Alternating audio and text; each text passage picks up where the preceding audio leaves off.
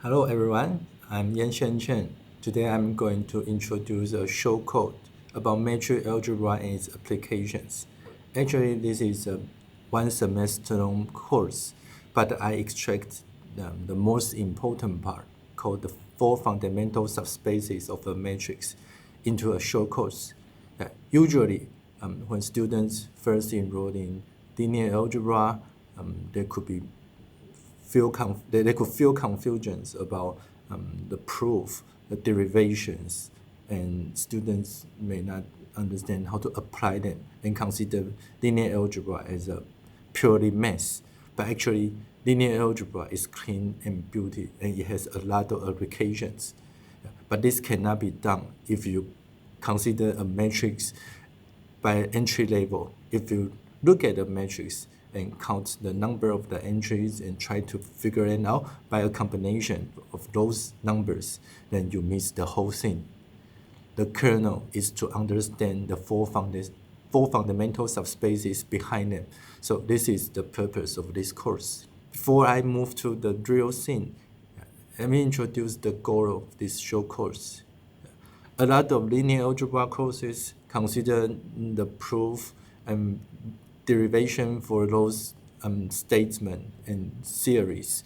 But as an engineer, I consider a matrix as a process, like a system. So this means we consider matrix as a pair of input and output. The input means what you feed, and the outputs are the constant response. So usually we will use functions to denote the input and output. Matrix is quite similar. It's just if you have a single input and an output, we use function. And the most straightforward type for the function should be a linear one, like f of x is ax plus b. Yeah. But if you have another variable coming in, you need another equation, you need another function. So before we show the inside of a matrix, we need to figure out how to express the input and the output in the most concise way. Those input variables are put as a combination. It's the most concise way to put all the variables together, and we call it vector. Similarly, for the output,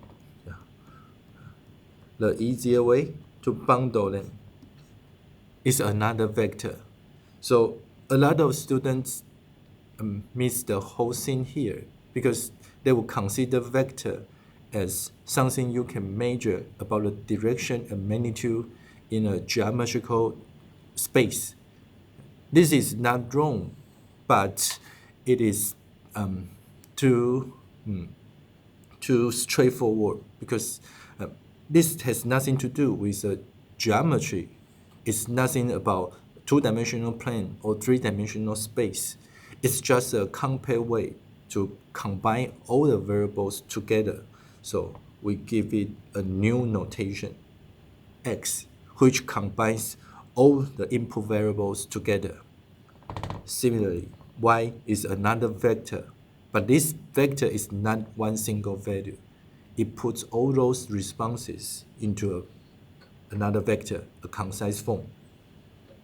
So the most straightforward way for x and y relationship is linear relationship, like y1 is a11 x1 plus a12 x2 and so forth. And similarly, y2 can be put into a21 x1 plus a22 x2 and so forth until the last variable.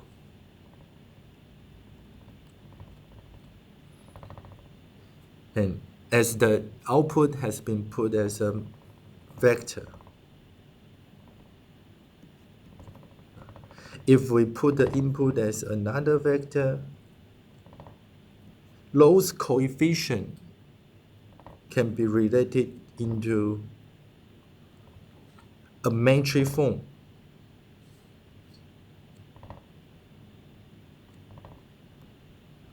where A11x1 plus A12x2 plus until A1mxn are put in the first row. Similarly, the last row means AM1x1, AM2x2, AMnxn, their combination. So this combination of numbers are called matrix. This is why we have y equals ax. So the first thing to understand this course is to consider it as a transformation. X as input, Y as output, and A is the bridge for this system. It relates output and input variables together. So if we would like to fully know a system, how it works, the kernel is to investigate A, understand it, not just by reading those entries. And this cannot be done by investigating the four fundamental subspaces that are column space, null space, row space, and Reynolds space. So this is the objective of the show course, and I organized 5 sections to move to the centerpiece. We start by Gaussian elimination. It's a skill and technique to understand the 4 subspaces. If we do not apply Gaussian elimination, A is always there, but we don't have skills to understand the 4 subspaces. Next, Chapter 2 concerns vector space. Is to use a formal language in linear algebra to call what space is, so that we understand the space or subspace behind a matrix. Next, I use 2 classical problems in math to organize this: existence and uniqueness of solution. Usually, mathematicians would like to know an equation has a solution or not. If a solution exists, is it unique, or do we have infinite numbers of solutions? So this is a classic problems in math, and it's highly related to the 4 subspaces because A already shows up the inside. And finally, the 4th subject is the kernel of this short course. I'm going to introduce how to find the 4 subspaces and how to interpret them. The last subject is like a follow-up, is to make those fundamental subspaces to be a better one. If those subspaces are not nice in some terms, which I'm going to introduce later, we can make them orthogonal. So the last section is to follow chapter 4, and it would like to make the subspaces have a spatial property called orthogonality. So let's start by the first chapter, Gaussian elimination. Before the formal introduction of Gaussian elimination, this slide shows some examples of matrices. For example, A, B, and in the second row, A, B, and finally another A. So the first thing you do to read this matrix could be identifying the size. Like the first A is a 2 by 2 matrix. This B is a 2 by 3 because there are 2 rows and 3 columns. A 3 by 3, B 3 by 3. This A, n by n. Let's show. The first thing we did is to observe the size. Someone may call them dimensions, but let's keep it as size, because you're going to know what dimensions truly mean. So once we identify the size, what's the next move? Perhaps you read entries by entries. Entries mean a certain element located in a matrix. So perhaps you are reading A like, A11 is 1, A12 is 3, A21 is 2, A22 is 4, and so forth. Similarly, you could read B in an entry level, A and B, but there is one correct way to read it. Yes, perhaps you're wondering, why can't I just read it by a 1, 3, 2, 4 or a detailed way, A11 as 1, A21 as 2, A12 as 3, or A22 as 4? No, the only correct way to read a matrix is by column. So this is how we interpret A. A has two columns. The first column is 1, 2, and the second column is 3, 4. Yes, we identify it only by columns, not by row. It's weird because row and column seem to two essential components in the matrix, but we'll finally connect them together.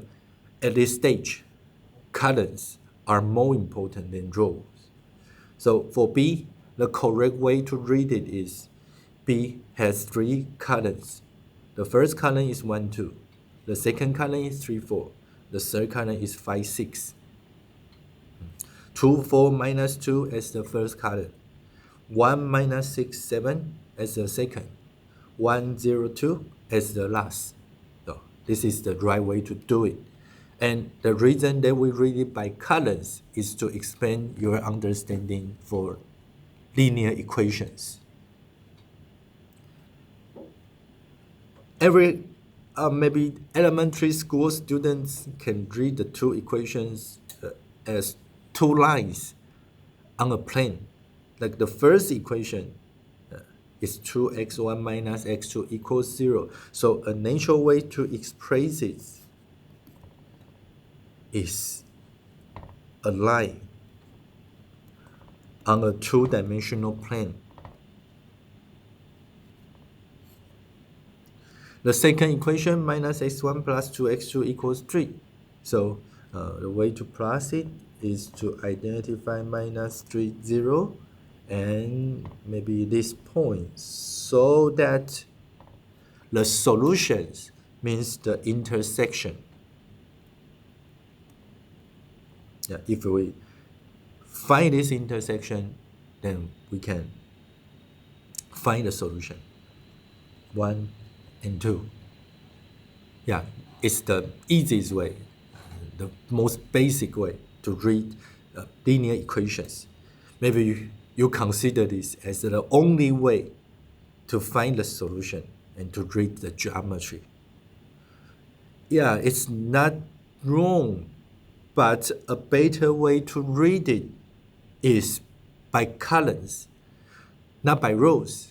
What we just did is to consider the equations as two rows, but if we put them into a column view, then x1 times 2 minus 1 plus x2 times minus 1, 2 equals 0, 3, and it can be formed into a column view, a column picture. Geometrically, is to consider two vectors, including 2, minus 1, minus 1, 2, and find how they can synthesize the right hand side, 0, 3. So 0, 3, right hand side is also a vector. It's to find x1, 2, minus 1 must be on this line. It must be directed along this line. x2 multiplied by minus 1, 2 is always located on this line. So their linear combination is like two vectors directing with different magnitudes, yet we have to combine them into 0, 3. Is on the parallel pipe, the diagonal of this parallel pipe. So once you find the correct length, the correct multiplier, we synthesize 0, 3. So it becomes finding the coefficients in a linear combination. We call this linear combination because you find how to synthesize the right-hand side using the multiplier x1 and x2. Similarly, if we use row picture to interpret this system, then it's 3 equations on 3-dimensional space. So high school students may plot x1, x2, x3 as 3 axes. But once we identify a 3-dimensional space, it's difficult to plot those planes in a precise way. 2x1 plus x2 plus x3 equals 5. Yeah, we still can do it by reading the intercept for each variable. But this will take some time. And once we do this for all the planes, the whole thing becomes messy and it's difficult to read the intersection out of 3 planes. This is why color picture is better than row picture, because we don't have to change a system. We don't have to scale up the dimension. We still consider it as the linear combination for 2 vectors, including 2, 4, minus 2, 1, minus 6, 7, and 1, 0, 2. It's still the problem of linear combination. We would like to synthesize the right-hand side, 5 minus 2, 9, by using 3 vectors, 2, 4, minus 2, 1, minus 6, 7, and 1, 0, 2. So the objective is still to find the coefficients so that these vectors can produce the diagonal out of a parallel pipe for the right-hand side. It becomes more obvious if we keep scaling up the dimension. If you have 4 variables, 4 equations, it's impossible to draw a 4-dimensional plane. If we use row picture, higher dimensions leads us to more confusions. We don't know how to picture them. We don't know how to use geometries to identify them. But column picture stays the same. Even though there are m variables, we can still use synthesis for the right-hand side to consider it. So every problem, every linear equations is to find the coefficients for such linear combinations. So this could be a different point of view from high school or even college level linear algebra. But now we understand that it's to find the coefficient in this system. How do we solve them? After all, the goal is to still find those coefficients, right? So even we read it using columns, how do we find the combination? How do we find those coefficients in an efficient way?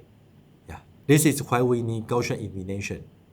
Gaussian elimination could identify the structure of the equations in a different version. But before we move to solve the equation, perhaps you consider solving it is the most important part. Actually, there is an important term to consider linear equation systems. Singular or not, we call it singularity.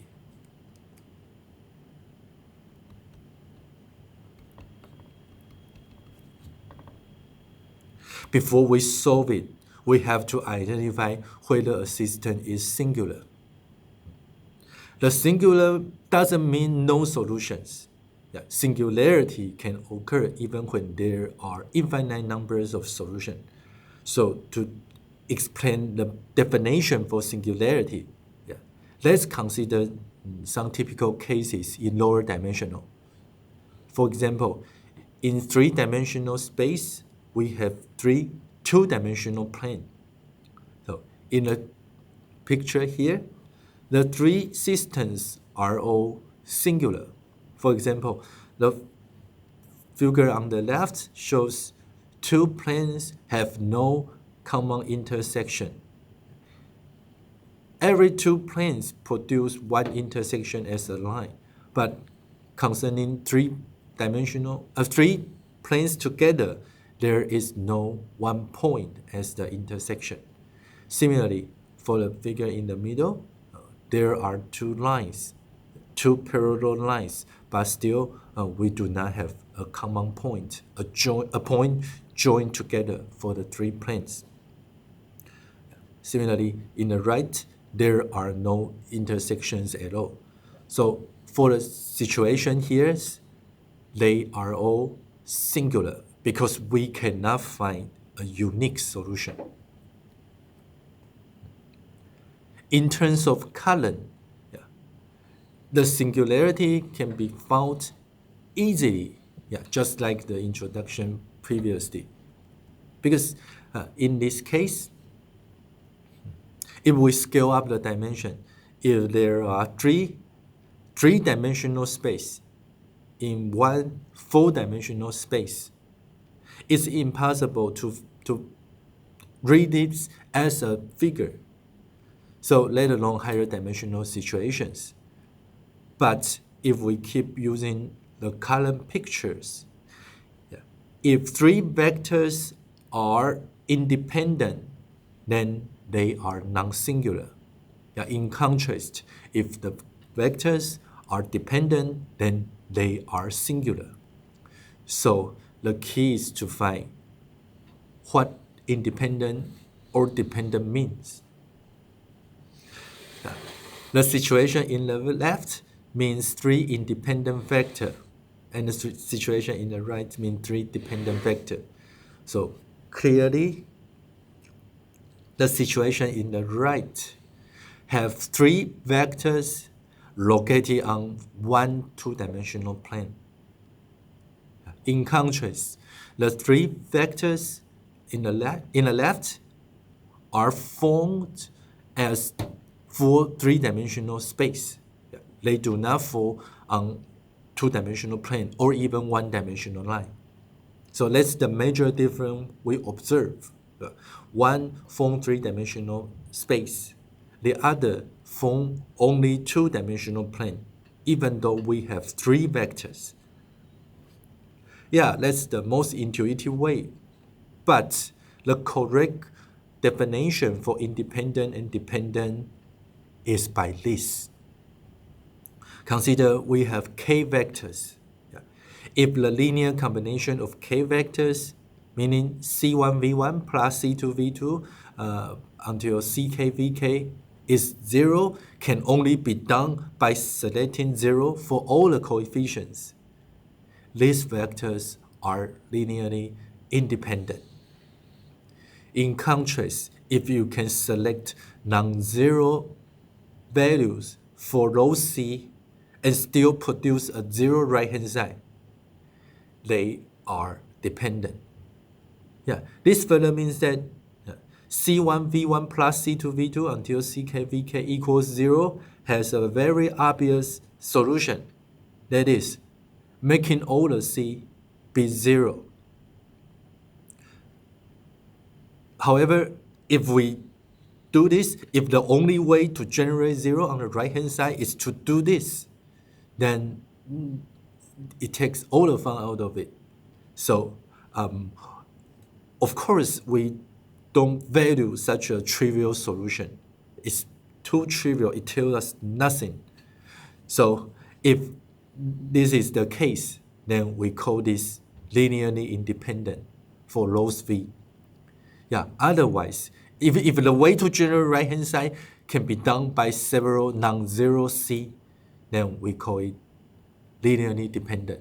So this becomes the formal definition for independent or dependent. This further tells us we would like to make the synthesis of vectors be 0 so that we can check the independent or dependent for those vectors.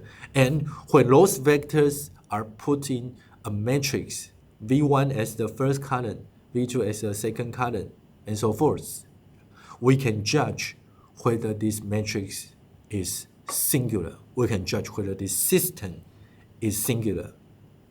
That is, if those vectors are dependent, matrix A is singular.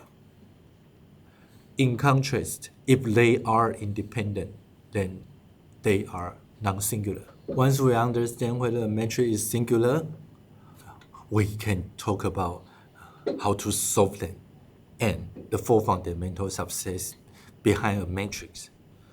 So using the point of view for column, the AX equal B problem becomes x1 times the first column plus x2 times the second column plus x3 times the third column equals the right-hand side. If B is 2, 5, 7, do we have a solution? If B is 2, 5, 6, how about it? How do we understand the whole thing? So I generate 2, 5, 7. So like x1, x2, x3 is 1, 0, and 1. Yeah, it's an obvious choice to make 2, 5, 7. Yeah, but if I have some more combinations for this, yeah, then there is no unique solution at all. Yeah, similarly, if B is 2, 5, 6, it's like we have several ways to generate the right-hand side. Yeah. So how do we set B so that we have a solution?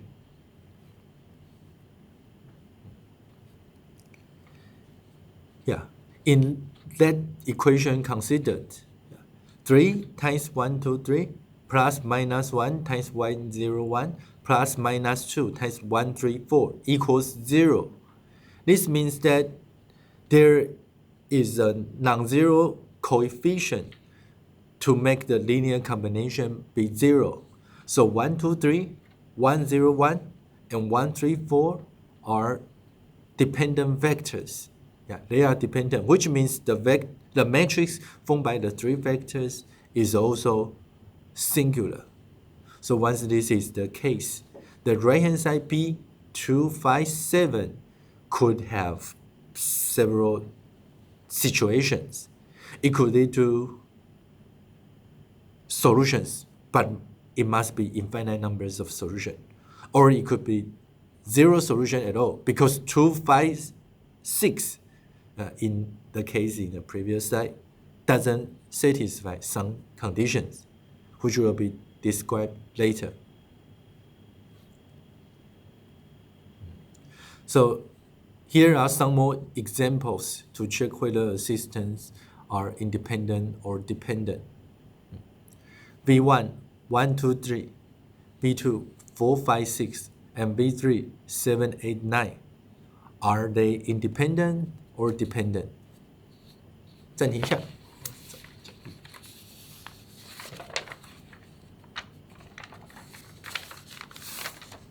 那我要用什么方式出声音，你才知道怎么剪辑？是你剪吗？还是别的同学剪？是我剪的。也是你剪哈。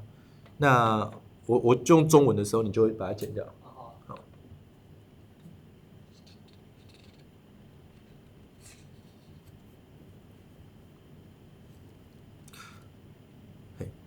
So if I choose 1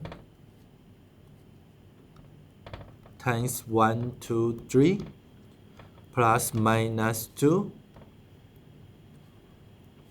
times 4, 5, 6 plus 1 times 7, 8, 9.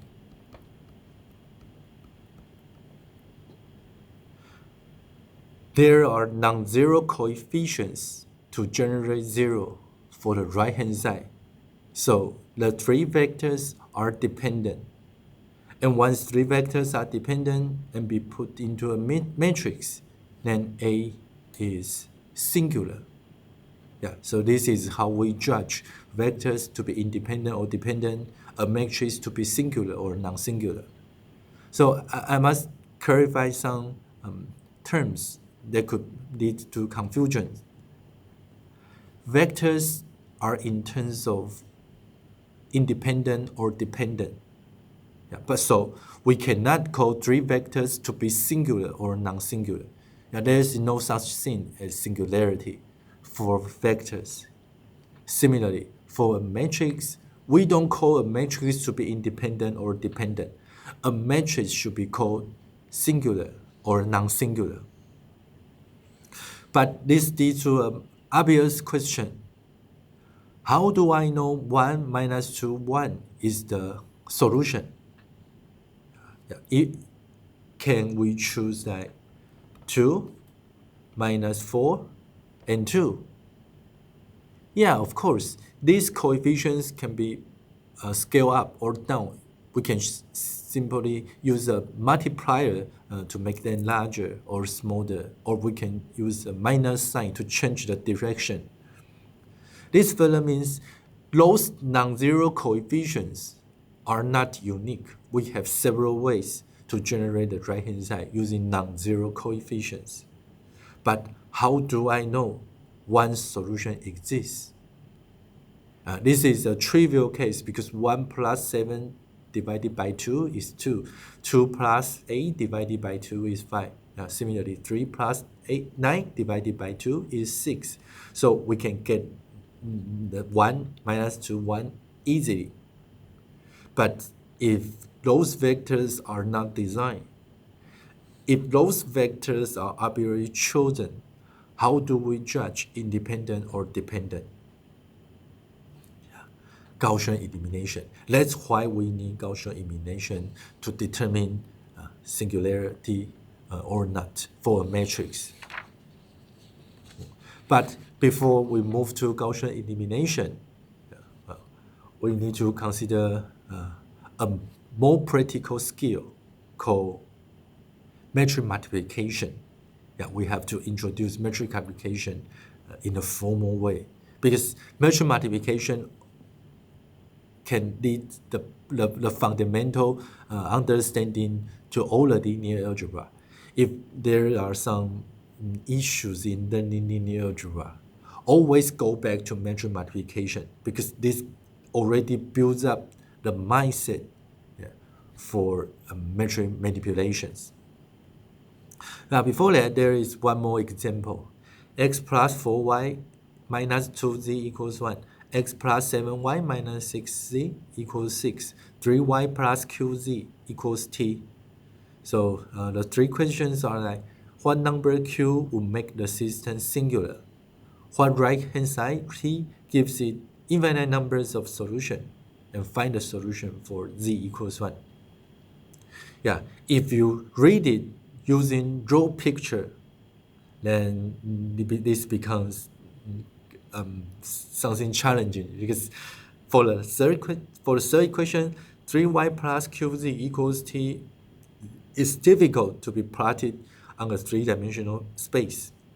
Similarly, using the column picture, x1 times 110 plus y times 473 plus z times minus 2 minus 6q is the right-hand side. If your goal is to consider a system to be singular or non-singular, put the right-hand side as 0. Don't consider 160 yet. If your goal is just to determine vectors to be independent or dependent.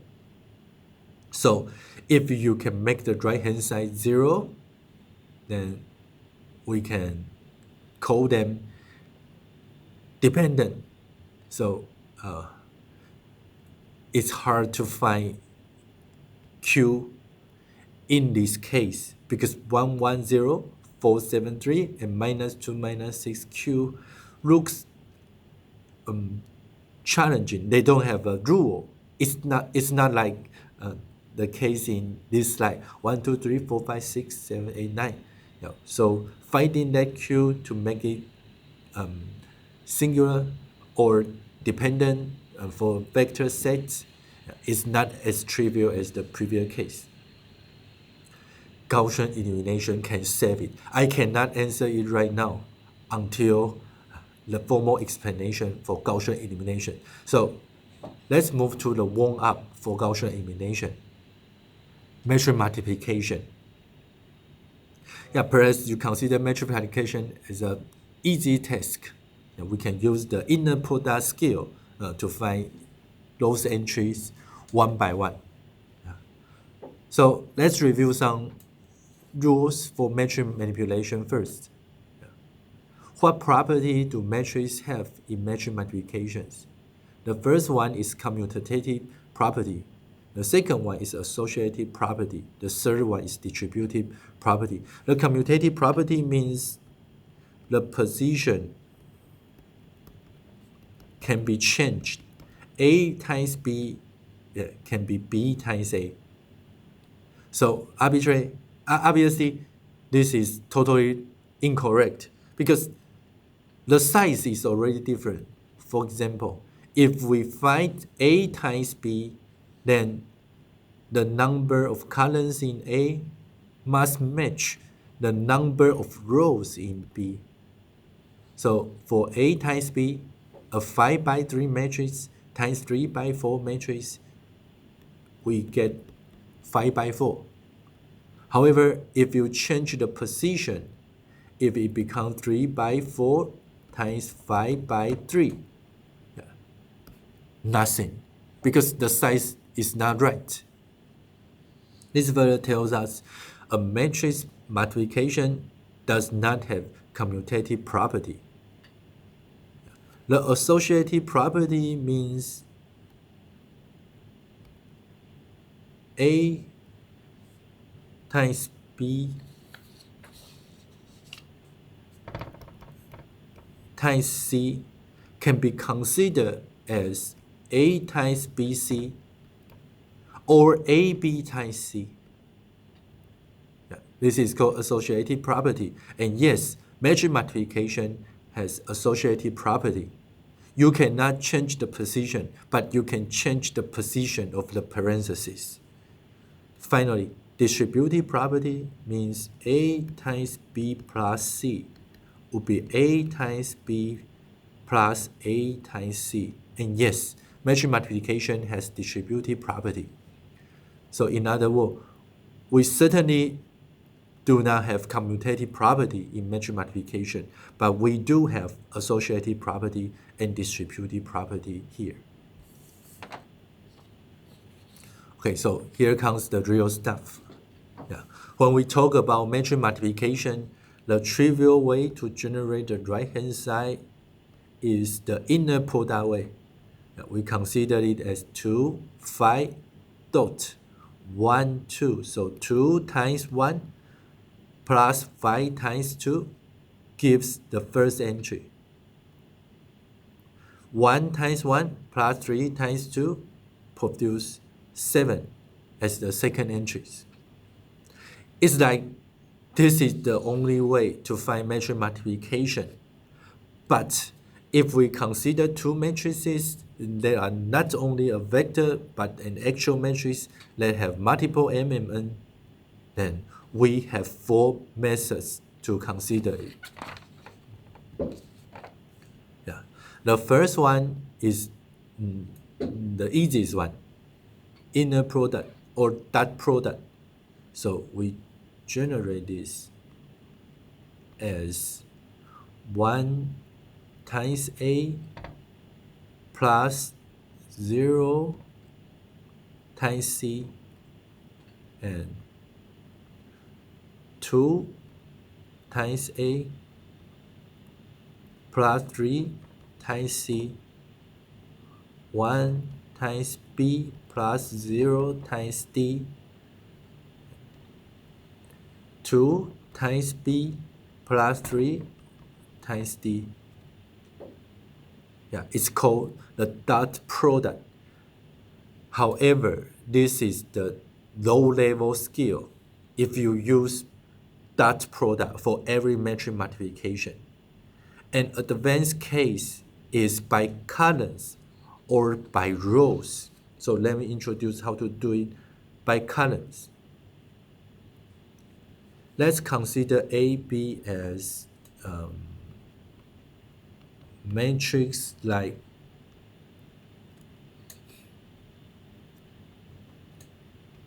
this. If we treat A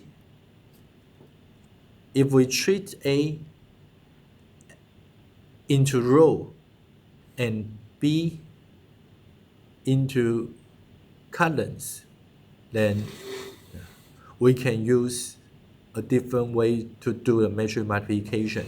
That is,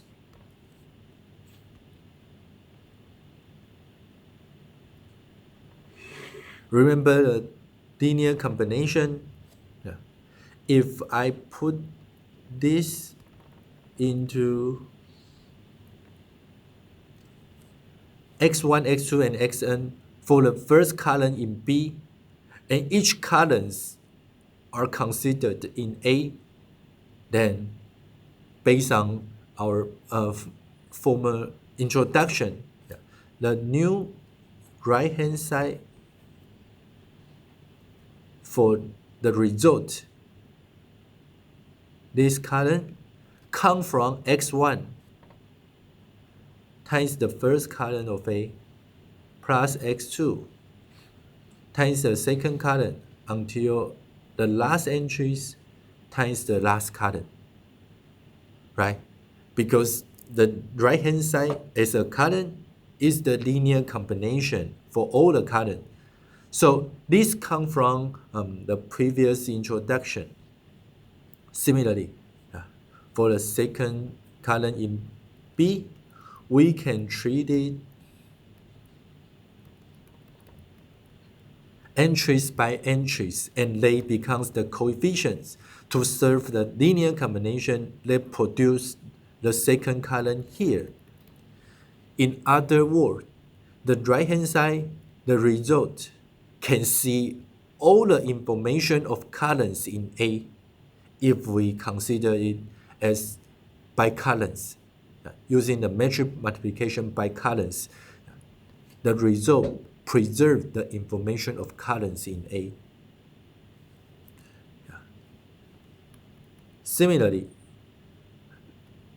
by rows means if we do it using the entries in the first row of A and consider B as the combination of multiple rows, then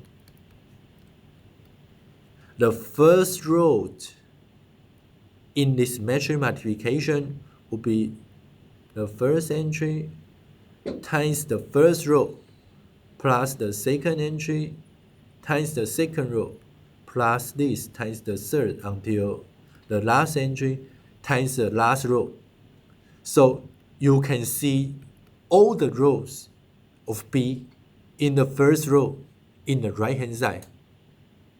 So it produces a better way to keep the information.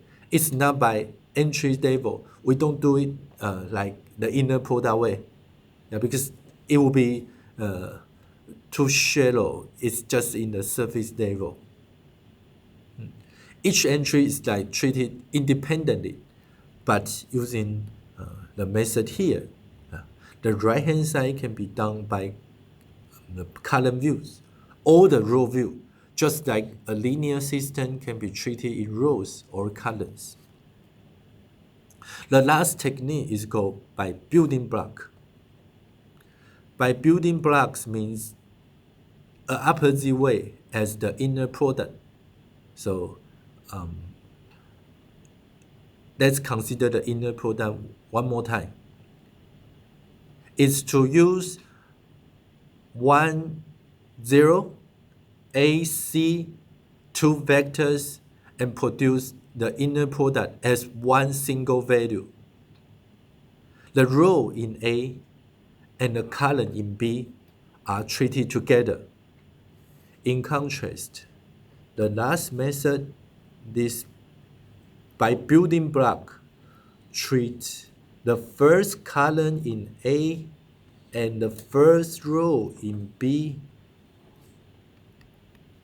which lead to the whole matrix. But this matrix is not produced by some independent vector. It's produced by the vector here and the vector in B. So a n by 1 vector and a 1 by n vector are multiplied into an n by n matrix.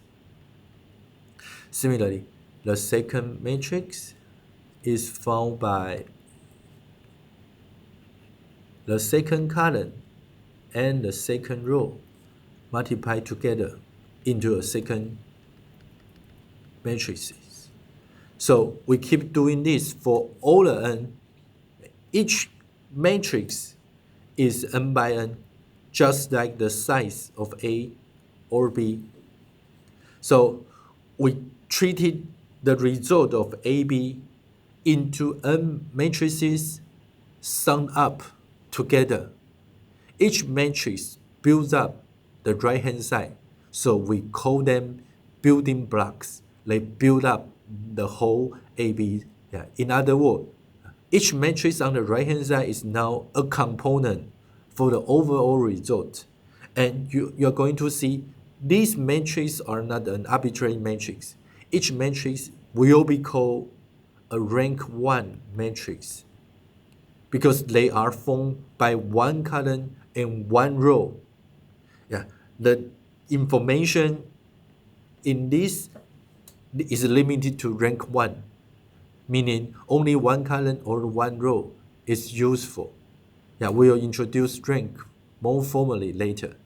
But overall, this slide shows us the 4 ways to do matrix multiplication, and we will use the matrix multiplication by columns and by rows for the following classes.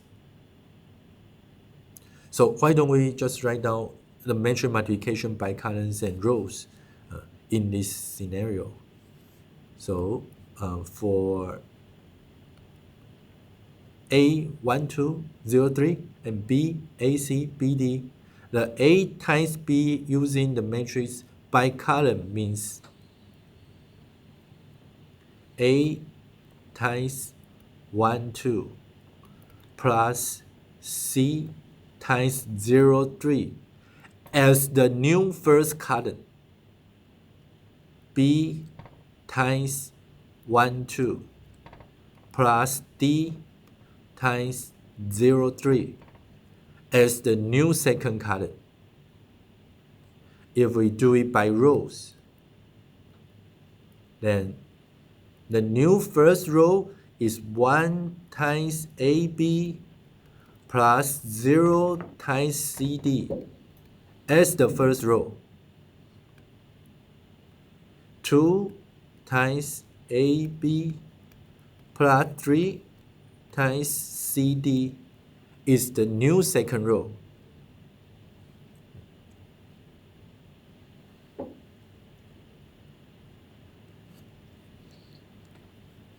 Okay, I would like to talk more about a matrix form of row operation.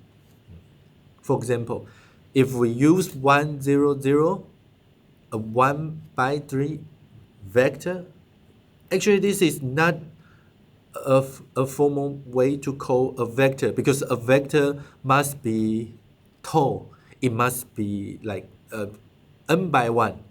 This is the only way to express a vector. So if we put this as 1, 0, 0, yeah, it should be a vector 1, 0, 0 with a transpose. The formal way is to use T transpose to call it, which means we make the columns be row be columns. So 1, 0, 0 should be expressed as 1, 0, 0 as a vector with a transpose. So yeah, no worry. 1, 0, 0 times a matrix A11, X12, X13, X21, X22, X23, X31, X32, X33 is done by 1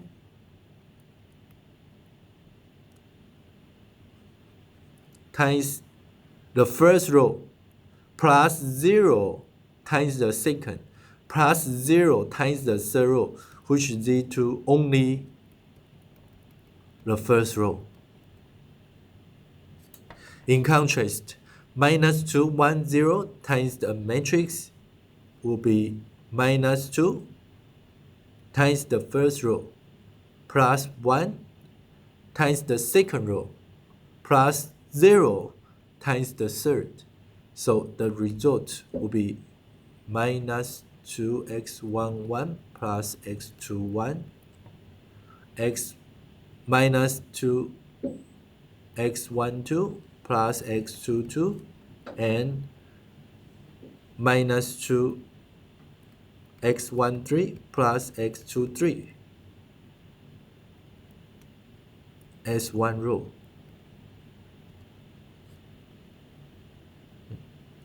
So if we put 1, 0, 0, minus 2, 1, 0, and 0, 0, 1 together, now we have the insight for this matrix multiplication. We certainly won't do it by 1, 0, 0, and x11, x21, x31 inner product into the first entry, right? It's a low-level skill.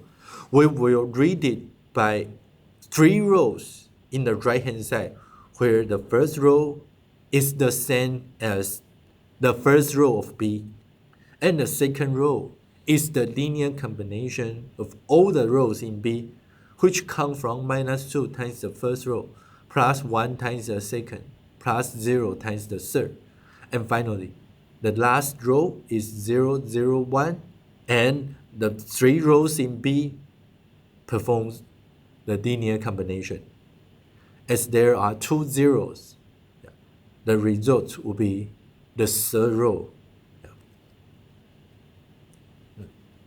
So let's use 2 examples to explain how to perform matrix multiplication. Here, the matrix A is 1, 0, 0, minus 1, 1, 0, minus 1, 0, 1. I read this matrix using rows, not column. It's like violating what I just said.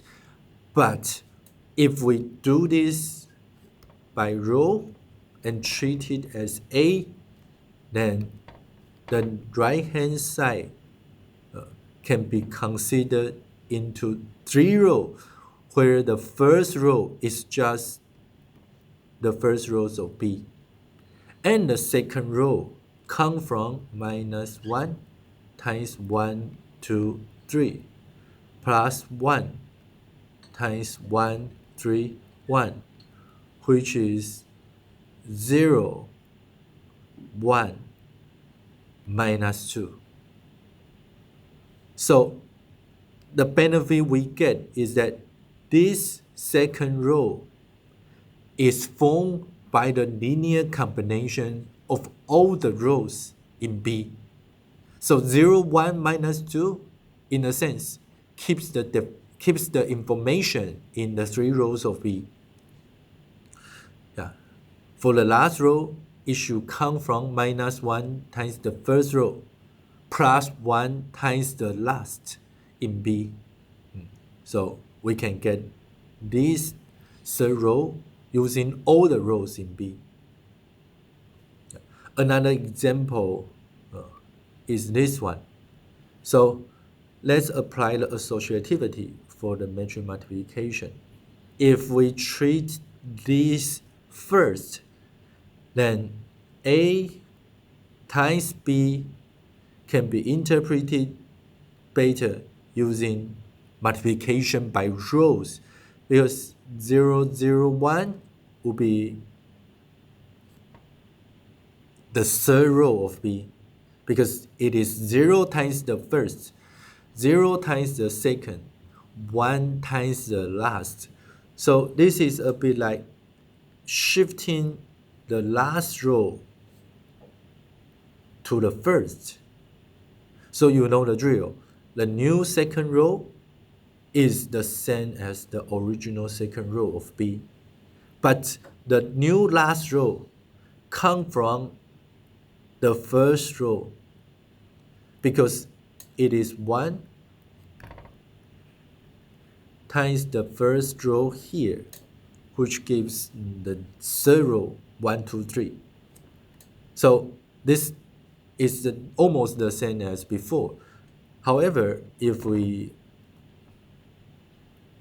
consider 0, 0, 1, 0, 1, 0, 1, 0, 0 as another matrix C, how to interpret this?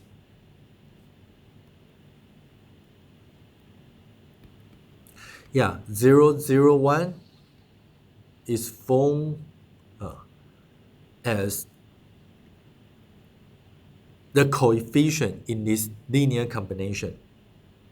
So we can consider it as 0 times the first column, not row, when we place C as the second matrix, plus 0 times this matrix, this vector, plus 1 times the last vector. So 9, 6, 3 is placed as the new first column. And the new second column is the same as before, A5, 2.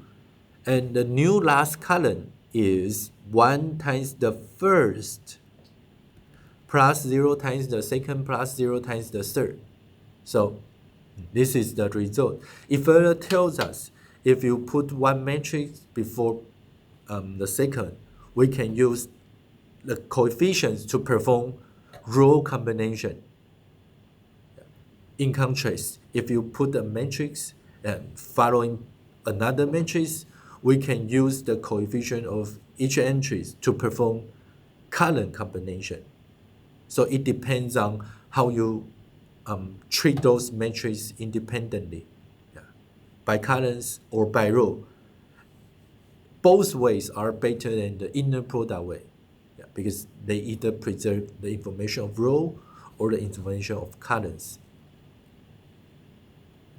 Multiply on the left, we do row operation. Multiply on the right, we do column operation. If you fully get this, now we can move to Gaussian elimination formally.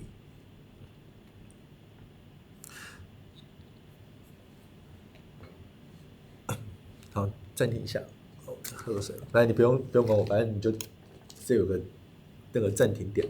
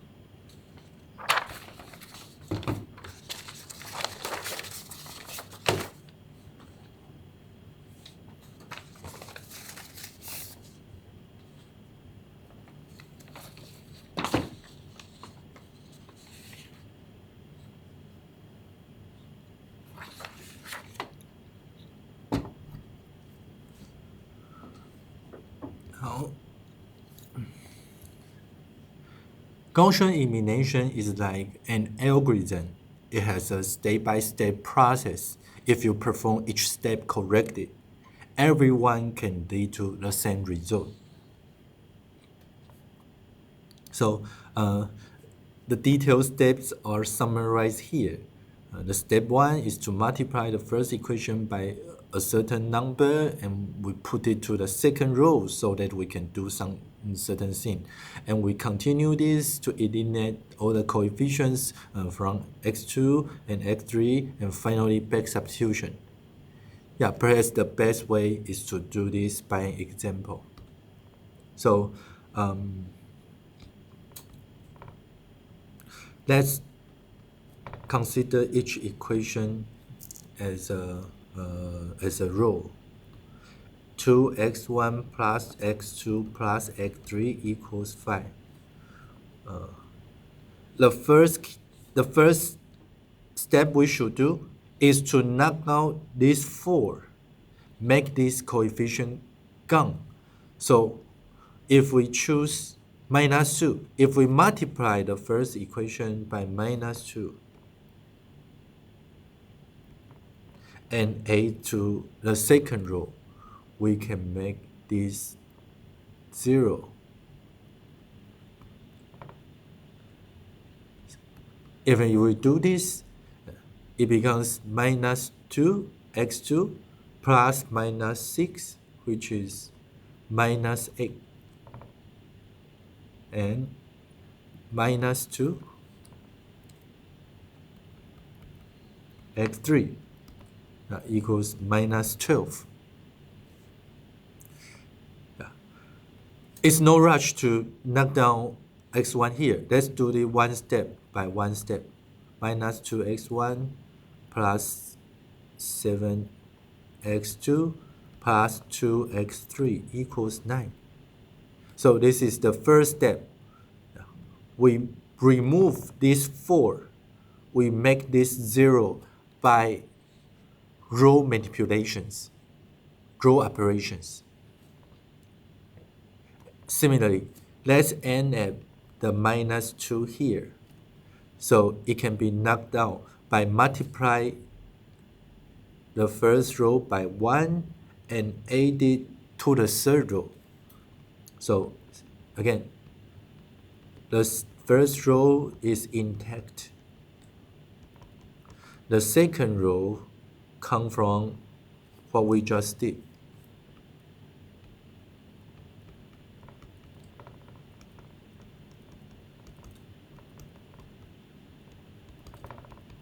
And the third row comes from the first row times 1. It's the third row times 1, which gives 0 for the coefficient of x1. Oh, this will be 8x1, 8x2 plus 3x3 equals 14. Yeah. So the two steps here knock out all the coefficients for x1. Once we have done that, let's move to the coefficient here for x2 part. This is minus 8. We won't perform a backward manipulation. So for the first equation, it's always intact. We don't have to make minus 8 times something and make this 0. No, we ended the forward elimination. Yeah. Minus 8 is there. We figure out a way to make the coefficient here 0. So this is done by 2x1 plus 1x2 plus x3 equals 5. 0x1 plus minus 8x2 plus minus 2x3 equals minus 12. And minus 8x2 times 1. Let's keep the information here because we are going to need it. Plus the third equation times 1 gives 0x1 plus 0x2 plus 1x3 equals 12. These coefficients including 2 for x1, minus 8 for x2, and 1 for x3 are called pivots, which means the most important number in the whole system. And the characteristic for pivot is the number lower than the pivots must be 0, like the 2, 0 here. Similarly, minus 8 has a 0 sitting below it.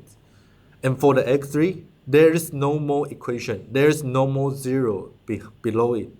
So the whole process terminates. The Gaussian elimination is complete once you find all the pivots. You cannot move forward. So the result for Gaussian elimination is we successfully find 3 pivots. And the number of pivots is further called rank. Remember what I just said before? I call the result of building block a rank 1 matrix. This further means if you perform Gaussian elimination for each building block, how many pivots would you get? 1. You get only 1 pivot. Even there are n equations, but you get only 1 pivot. All the coefficients below them, below all these numbers, must be 0.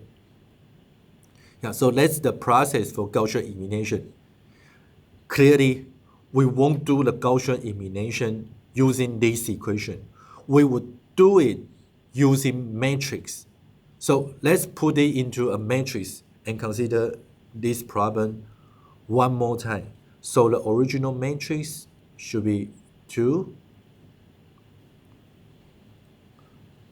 4 minus 2, and 1 minus 6, 7, and 1, 0, 2. This is the original A. And if we extract the coefficient in the second step, it becomes 2, 0, minus 2, 1 minus 8, and 7, 1 minus 2, and minus 2. Let's repeat this process and extract all the coefficients, put them into a matrix. 1 minus 2, 3, and finally 2, 0, 0, 1 minus 8, 0, and 1 minus 2, 1. We start by matrix A and we finally get a matrix in the end. If you observe the structure in this matrix, all the coefficients in these triangles are 0. Only the upper triangles include non-zero entries. So we call this upper triangular matrix, denoted by U, an upper triangular matrix. Upper triangular matrix must be a square matrix. Actually, we only discuss about square matrix here. So we start by a square matrix A and we terminate in an upper triangular matrix U. So we make an AX equal B question becomes an UX equals C question. If we express the UX equals C systems more explicitly, it's 2, 0, 0, 1 minus 8, 0, and 1 minus 2, 1 times x1, x2, x3 equals 5 minus 12 and 2. From the UX equals C systems, there are 2 benefits we get. First of all, it's difficult to judge singular or non-singular from A. Remember? Because we have to design those vectors so that we can observe how to generate 0 on the right hand side and judge these vectors are dependent.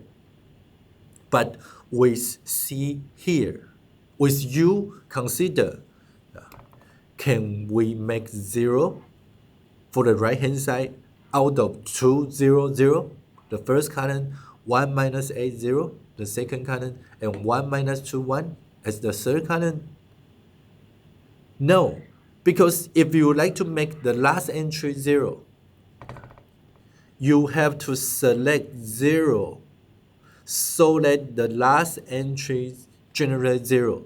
There is no way to have non-zero coefficients to make the last entry 0, because all the previous entries here are already 0, and you cannot raise the deck. You cannot raise the 0 becomes non-zero by any numbers considered. So the only way to make the last entry 0 is to select 0 to do it.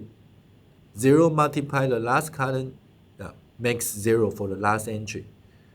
Similarly, if you have selected 0 first, then to make the second entry 0, the only way we can do is another 0. The reason behind it is 0 is already here, so nothing can make this 0 non-zero, which combines minus 8 produce another 0. So this is impossible. So the only way to make the second entry 0 is to use 0 for this entry, for this column. Finally, when the last two columns are accompanied by 0, and you like to make 0 for the right hand side, there is only one way to do it, 0. So if you make A as an upper triangular matrix followed the Gaussian elimination process, we can see the independent or dependent structure in U easily. Those vectors must be independent if it is full rank. In this case, A is 3 by 3. You find 3 pivots. The rank of the matrix is 3. So the 3 vectors must be independent. And this matrix is called full rank. Once a matrix is full rank, it must be a non-singular matrix. So this is the first benefit we can get. And remember, this has nothing to do with the right-hand side, B. When we consider independent or dependent for vectors, the right-hand side is set as only 0. We would like to find whether there are non-zero coefficients to generate 0 for the right-hand side. And those vectors are put together as a matrix, and we judge the matrix to be singular or non-singular. So at this stage, we can already determine vector sets to be independent or matrix to be non-singular. The second benefit we can get is to solve the x1, x2, x3 here. For Ax equal B question, those x, the unknowns, are coupling relationship. It's difficult to solve simultaneous equations because all the equations are like coupling together. But from the structure of Ux equals C, they can be solved one by one. It's no more the coupling relationship, because if you solve x3 in the first place, which is trivial, x3 is 2, you can observe the solution of x3 using the last equation. And with x3 at hand, we can move to x2 by putting x3, 2 as a solution. The second equation is minus a x2 plus minus 2x3 equals minus 12, right? So we can solve x3 first and then solve x2. Similarly, when you solve x3 and x2, we can move to x1. This is called backward substitution. We keep performing backward substitution from x1 and x3. no more coupling relationship, no more simultaneous equations. So it's the complete process in handling simultaneous equations, Gaussian elimination. And remember, the kernel of Gaussian elimination is to find pivots one by one, starting by the first number and gradually move to the last. So let's review what do we get from the elimination. We first get the first pivot, and then the second pivot, and then the third pivot. So if n equations have n pivots, it's a non-singular system. A is a non-singular matrix. By the way, I have to emphasize, we don't accept 0 as a pivot. Pivot can never be 0. So once a 0 appears in the pivot position, there are two branches. The first one is, well, then we cannot continue. It's not a full ring scenario. We just have to deal with it. There is no more pivots. We call this an incurable scenario. This is when the system be singular. In contrast, maybe we can cure it. Maybe there is something more we can do by simply swapping those equations. For example, in the 3 equation here,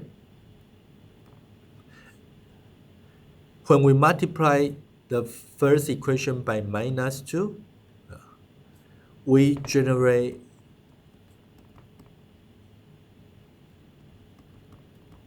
zero for both x1 and x2, right? X1 has a 0, x2 has a 0 as coefficient.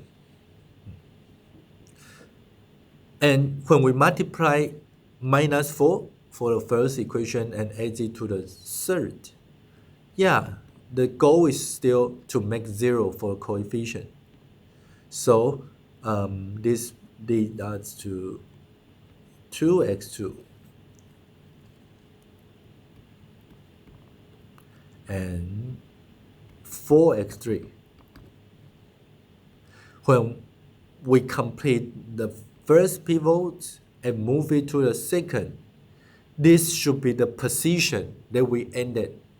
We would like to make it pivot and gradually move to the last one, right? However, this coefficient is already 0, so it violates the definition for pivots. Does this mean a singular system?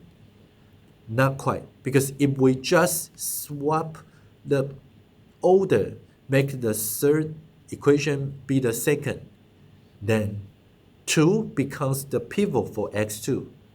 So it's better than before, because we don't have to bother the second pivot. We don't have to multiply the second equation, the new second equation, by adding numbers and add it to the third, right?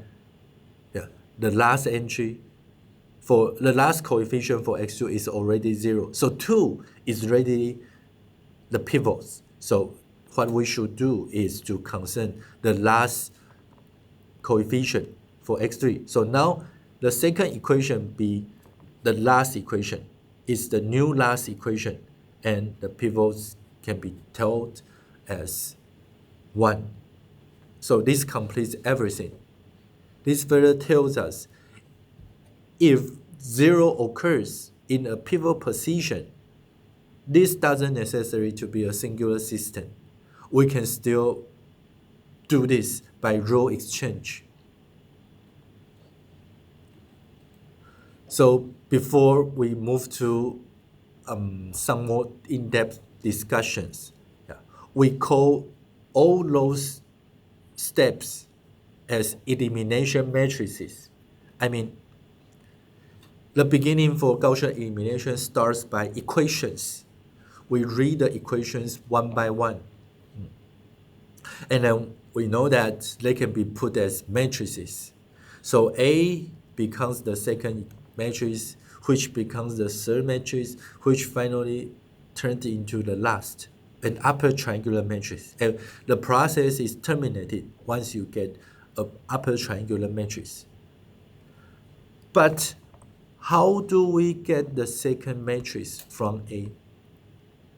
Can we express the procedure that turns A into this one? I mean, if we treat this 2, 0, minus 2, 1 minus A, 7, and 1 minus 2 minus 2 as the result, how do we get this matrix from the original A?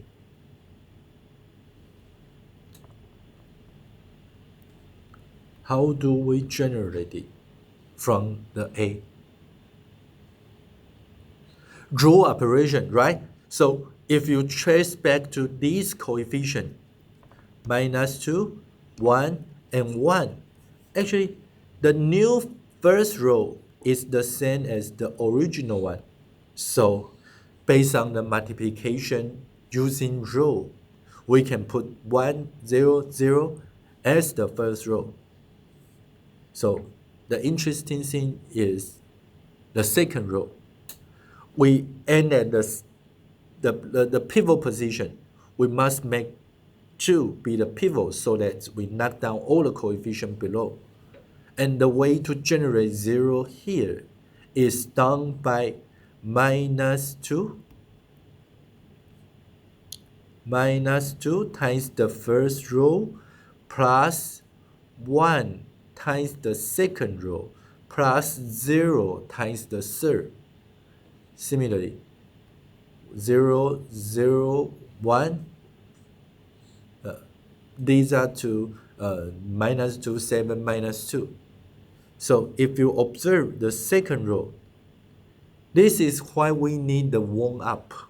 Minus 2, 1, 0 serves as the multiplication using rows. They consider 2, 1, 1, 4 minus 6, 0, minus 2, 7, 2, row by row, and generate 0, minus 8, minus 2. So it further means that all the process in Gaussian eliminations can be documented. They can be documented, called a technique, elimination matrices. The elimination matrices looks nice because all the coefficients on these triangles are 0. Only the lower triangular part sits non-zero elements, especially the diagonal terms are all 1, and there could be several 0 even in the lower triangular part. That's the characteristic for elimination process. So what we did in those linear combination are documented in this coefficient.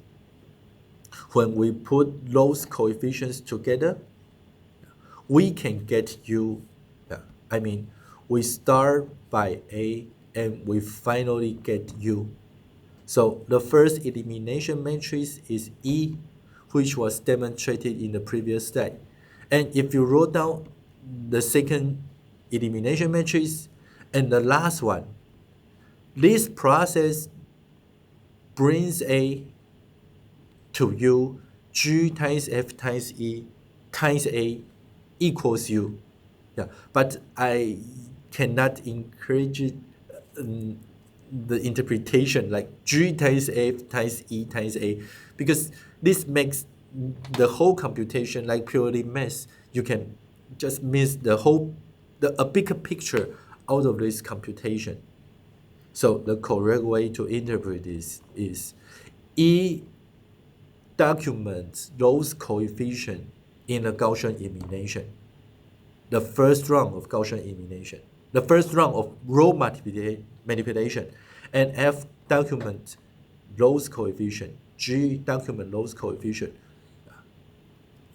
More clearly, let's prepare the G, F, and E in this slide. E has been done, right? E is the 1, I don't have to repeat A and U, but E is 1, 1, 1 here, and minus 2, 0, 0. So remember what F is? You can find F in the process of Gaussian elimination. This one. F is done by multiplying the first row by 1 and adding to the last. So it's still 1, 1, 1 on the diagonal, and 1 here because you multiply the first row by 1 and add it to the third. Finally, the last elimination matrix comes from this 1. Right? You multiply the second row by 1 and add it to the third. So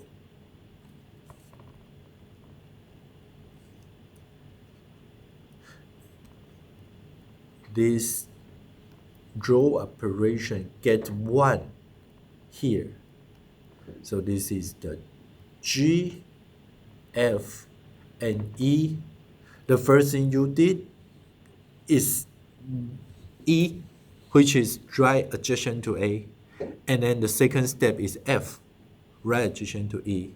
And the final step is G, which is put to the frontal position in this equation. So G, F, E, A, B, U. We can interpret this using the associativity. E, A first, and then F. Oh. And finally, G.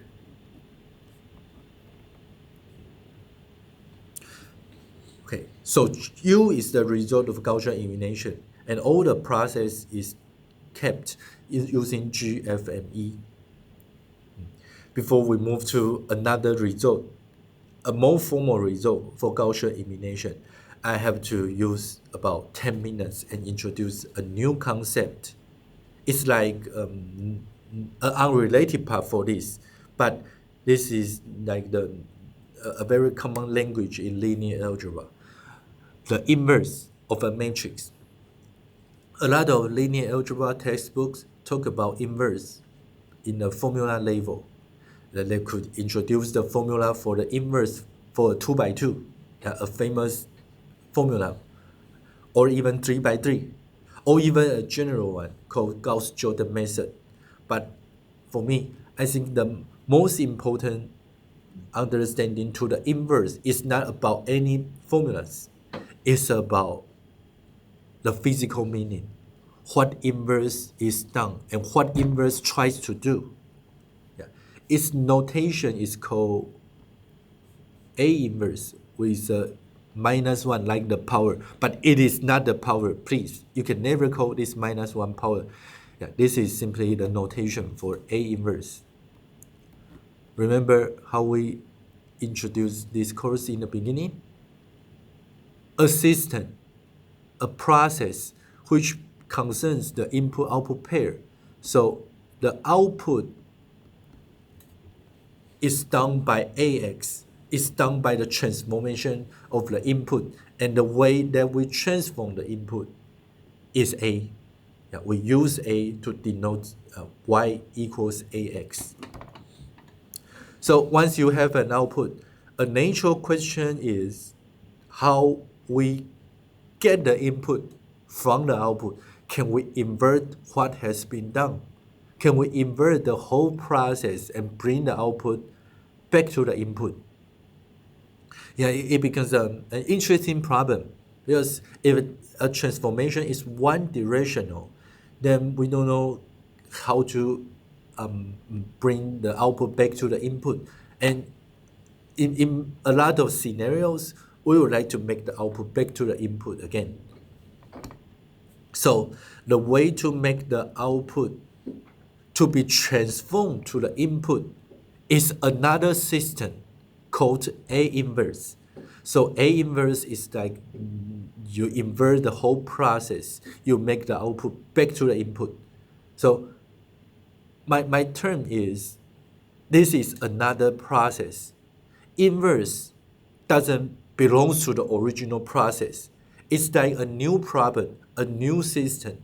They would like to make the output, which is treated as the input in the second question, be transformed to an output. But this output happens to be the input in the original problem. So this system is called A inverse. Does A inverse exist? It depends. A inverse is not for everyone. So if a process is accompanied by an inverse, then this becomes something. Yeah, it doesn't happen every day. So based on this introduction, let's find the inverse for those elimination matrices using only definition. I mean, I don't want to use a formula to talk about inverse. Concerning 1, 0, 0 minus 2, 1, 0, 0, 0, 1, the matrix A here. What is E inverse? Does E inverse exist? What does E inverse even mean? So first of all, E inverse means it makes the output back to the input. So if E produce x1, 0, 0, I mean, if your original input is x1, x2, and x3, and it is turned into new x1 minus 2x1 plus x2 and x3 by E. You use E to make x1, x2, x3 be the right. How do we convert it back to x1, x2, x3? How do we generate the E inverse here so that the output be converted into the input? Can you figure out that matrix E inverse using only the definition? First of all, x1, I mean the new input here, x1 will be the output x1, which is the original input, I know.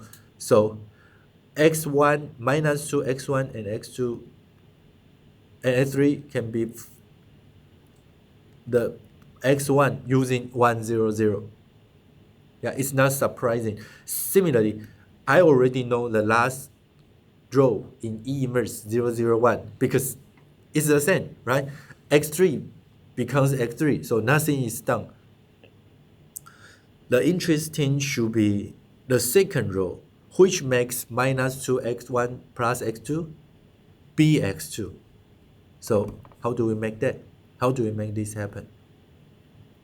If you select 2 times x1 plus 1 times minus 2x1 plus x2, those coefficients for x1 are out. So only x2 remains. Yeah, so we can generate the x1, x2, x3 easily by using this matrix E inverse, the second row of which is 2, 1, 0. So yes, E inverse exists and it can be found by simply interpreting the whole system. Yeah, not a formula. So actually, all these elimination matrices have inverse, and the inverse can be found easily. So if we put E times A and F times EA and G times FEA be U, my question is, can we make U be converted into A by some transformation here? Yeah, it can be done by G inverse first. If you put G inverse here, and then F inverse, and then E inverse, then G inverse G be nothing. Nothing happens at all. And F inverse and F are also cancelled out.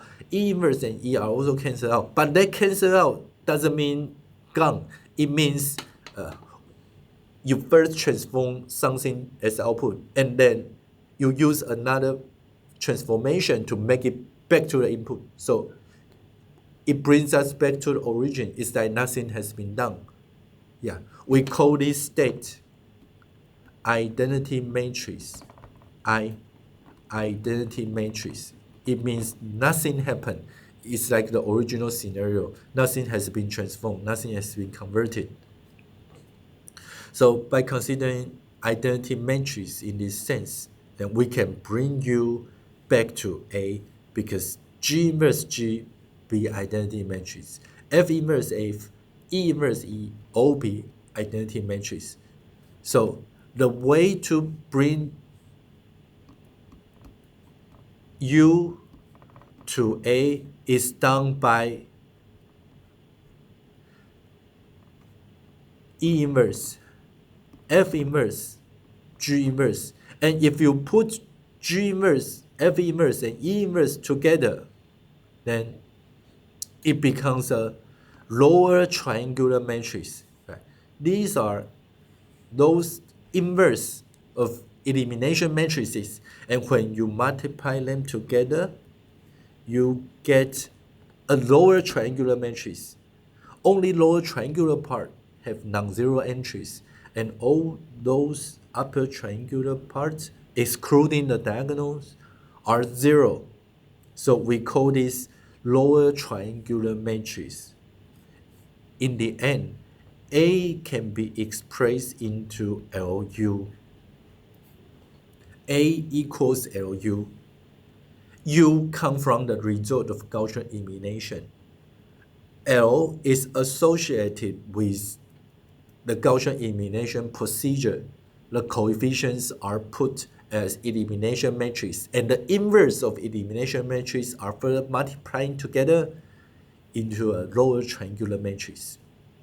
In other words, what Gaussian elimination is done is L inverse. All those elimination processes can be combined into L inverse, and it is L inverse that brings A into U. So if someone asks about the procedure of Gaussian elimination, they are all documented in L inverse. Yes, not L, but L inverse. L inverse brings A to U. L brings U to A. But it's just not me, but in math, we don't use L inverse A equals U to call Gaussian elimination. It would be more straightforward if we use L inverse times A equals U, or L inverse convert A as an upper triangular matrix. But mathematicians just use A equals LU for Gaussian elimination. So my point is, A equals LU is a way to present Gaussian elimination, even though a more formal way, a more intuitive way should be L inverse A equals U. We call this LU decomposition. LU decomposition. LU decomposition is a way to report Gaussian elimination. So let's consider an example here. A is a 2 by 2 matrix, 2A as the first column, 1A as the second column. So based on the education so far, what number would you prefer not to be filled for A? Not. It's like an intuitive problem. I believe you won't make A before. But why? Why A cannot be 4? Because if A is 4, then 2, 8, 1, 4 will be dependent, which make A singular matrix. So that's why we won't make A before. Okay, so consider A be 7. We should be safe from 7, right? And in this case, A will be 2, 8, 1, 7. and with 1, 0, 1, minus 4 and 1,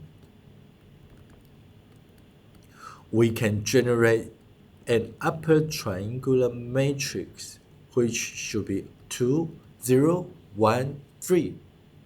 Yeah, so we can get an upper triangular matrix here.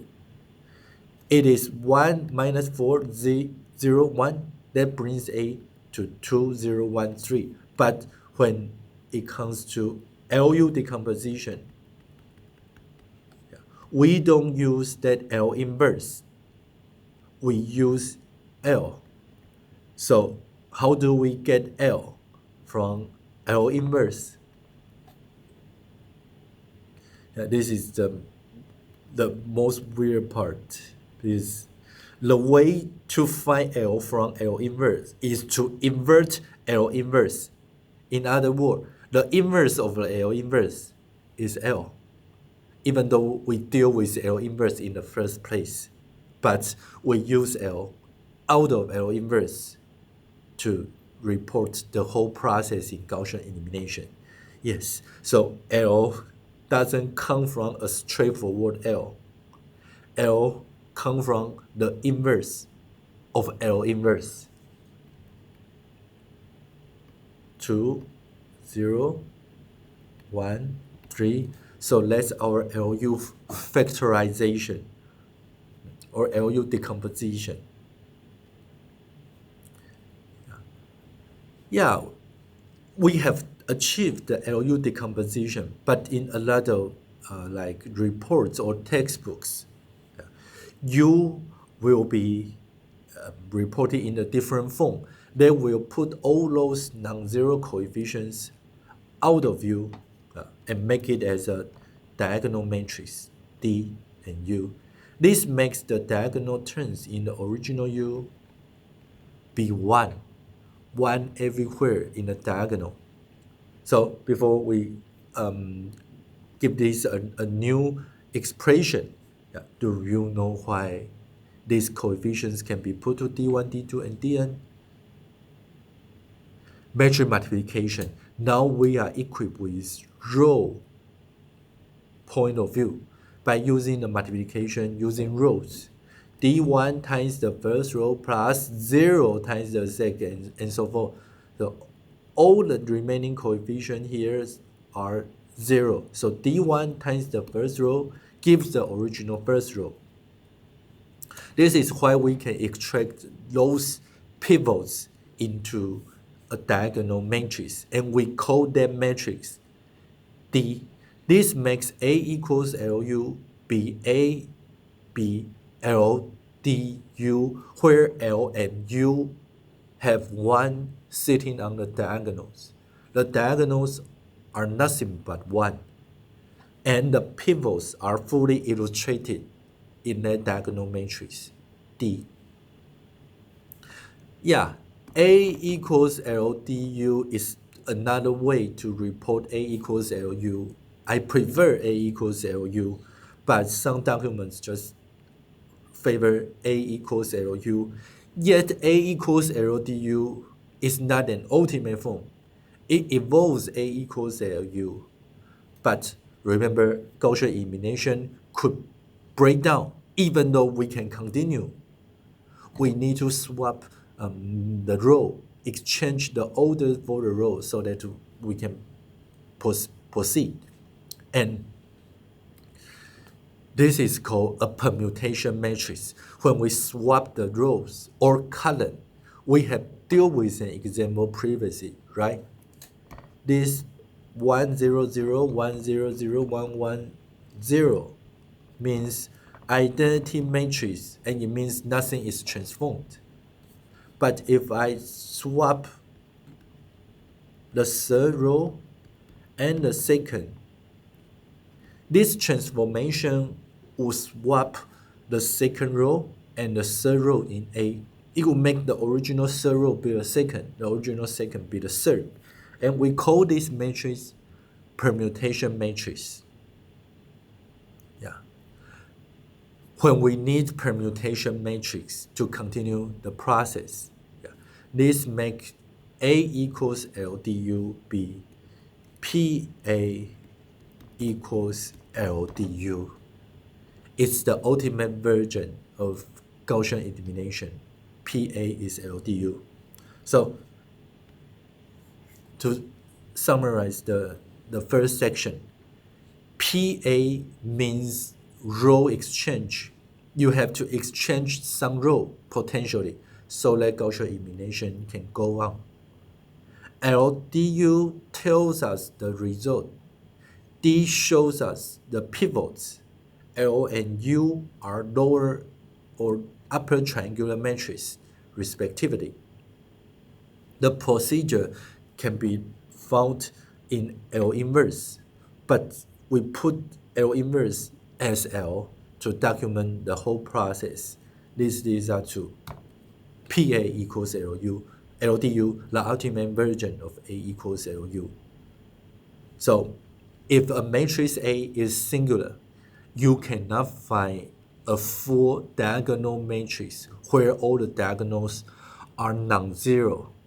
So you can tell whether A is singular or non-singular just based on D or U as an earlier version, A equals LU. So that's the procedure for Gaussian elimination. It can make us have a like a systematic way to determine pivots, singularity, non-singular, independent, dependent, all those terms associated with a matrix.